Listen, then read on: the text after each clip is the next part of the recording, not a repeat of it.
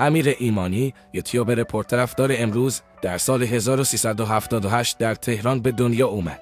اما ریشه و اصالت خانوادگیش از تبریز میاد. خودش همیشه گفته به تبریزی بودنش افتخار میکنه و وقتی صحبت از شهر محبوب برای زندگی میشه اسم تبریز و شیراز رو میاره. امیر از همون کودکی یه شخصیت آرام و درونگرا داشت. خیلی اهل جمع‌های شلوغ نبود. بیشتر وقتها توی دنیای خودش غرق میشد و خیال پردازی میکرد. وقتی فقط 8 سالش بود یه گوشی نوکیا N80 داشت. اون دوران یوتیوب هنوز فیلتر نبود و امیر با همون گوشی وارد یوتیوب میشد و موزیک ویدیو نگاه میکرد. همین تجربه ساده شد اولین جرقه برای آینده‌ای بزرگ. هرچند اون موقع آرزوهاش چیز دیگه ای بود. دلش میخواسته تکنسین هواپیما بشه یا توی برج مراقبت کار کنه. تصور میکرد پشت بیسیم بشینه و به خلبانها دستور پرواز بده. پرواز شماره 320 آماده تیک آف. اما تبدیل براش مسیر دیگه ای نوشته بود. مسیری که از نوکیا شروع شد و رسید به دنیای یوتیوب. امیر از همون نوجوانی شروع کرد به امتحان کردن، ولی مثل همه آدم‌های موفق اولش فقط شکست بود. که اولین کانالش درباره فیلم و آموزش بود. هیچ کس نگاه نکرد. موفق نشد. بعد کانال گیم پلی زد. باز هم موفق نشد. بعد کانالی زد برای حیوانات و به گربه‌ها غذا میداد. باز هم موفق نشد. یه بار حتی با بالش و پتو وسط مترو دراز کشید و دوربین مخفی گرفت. باز هم جواب نگرفت. بارها و بارها زمین خورد. اما دست برنداشت. همین تجربه ها باعث شد بعدها که توی یه شرکت تولید محتوا کار گرفت. خیلی سریع پیشرفت کنه. اونجا مسئول تولید و ادیت ویدیو برای پیج های اینستاگرامی بود. همونجا با اصول ساخت محتوا آشنا شد. فهمید یوتیوب چه دنیای بزرگیه. این شد سکوی پرتابش. جایی که ماجرای اصلی شروع شد. وقتی بود که برادر امیر وسط ماجرا اومد. برادرش یه پیج اینستاگرامی داشت به اسم ترند فارسی افکت. اونجا افکت میساخت و جالب این بود که تقریبا همه بچه‌های موزیک و محتواساز از افکت هاش استفاده می‌کردن. اون افکت ها اونقدر وایرال شد که نزدیک به 1 میلیارد بار دیده شدن. بعد از یه مدت برادرش دیگه ادامه نداد. همون موقع امیر بهش گفت این اسم حیفه، بده من بیارمش یوتیوب. یه کانال فان میزنم. برادرش قبول کرد و این شد که کانال ترند فارسی به دنیا اومد.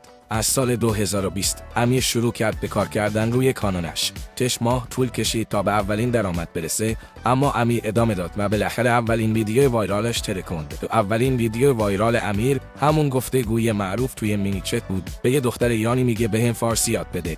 اصلا خوبی چیه میشه؟ با دختر میگه خوبی به فارسی میشه پدر سکه. این ویدیو ترکوند. میلیون‌ها بازدید گرفت.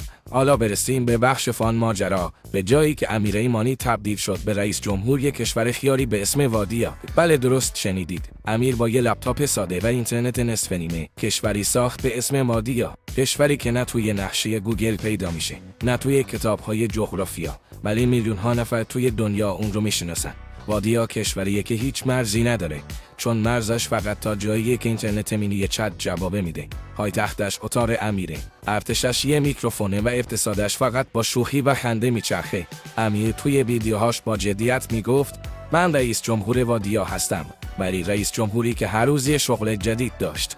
یه بار شده آتش‌نشان و میگفت من رئیس آتش‌نشانی وادیا هستم، چون تو اونقدر داره هستی که باید با شیلنگم خنکت کنم. یه بار شد دکتر، من دکتر معروف وادیا هستم. مریضی تو همین الان تشخیص میدم. اول از همه زبونتو نشون بده. یه بار پلیس شد، من پلیس وادیا هستم. کارت شناسایی بده.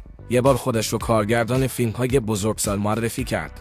من دنبال بازیگر جدید برای فیلم‌های بزرگسال وادیا میگردم. یه بار کره‌ای شد. با لهجه بامزه میگفت من شهروند کره‌ای هستم و اسم من جشنیک شجینگ چیو همه از خنده منفجر میشدن.